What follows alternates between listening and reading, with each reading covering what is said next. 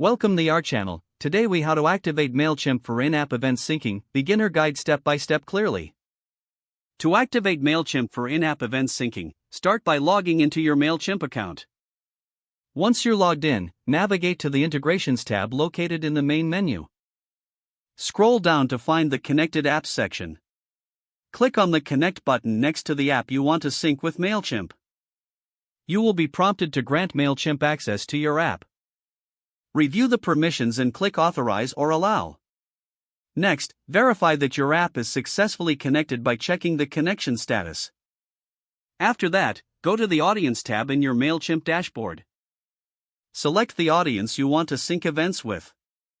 Click on Settings and then choose Webhooks from the drop-down menu. Here, click on the Create New Webhook button.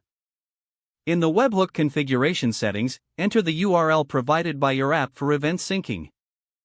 Select the events you want to track, such as sign up or purchase. Make sure to enable that active toggle for the webhook. Once everything is configured, click Save.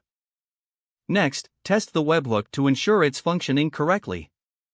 After confirming the test is successful, you're ready to start syncing events. Return to your app and initiate an event to confirm it syncs with Mailchimp.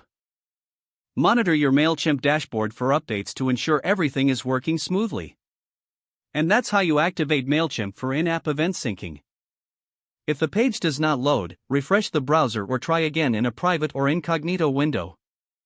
Make sure you are using the correct email address, then retype it carefully to avoid small typos. If your password is not accepted, use the reset option and create a new strong password you can remember. Check your spam folder for verification or security emails, then complete any requested. Enable two-factor authentication if available to improve account security and reduce unauthorized access risk. After signing in, review your profile details so your contact information and settings are accurate and current. If you see an error message, note it down and try again after restarting your device and internet connection. Log out when you finish, especially on shared devices, to keep your account and payment information secure. Don't forget to like this video and subscribe to our channel for more step-by-step tech guides.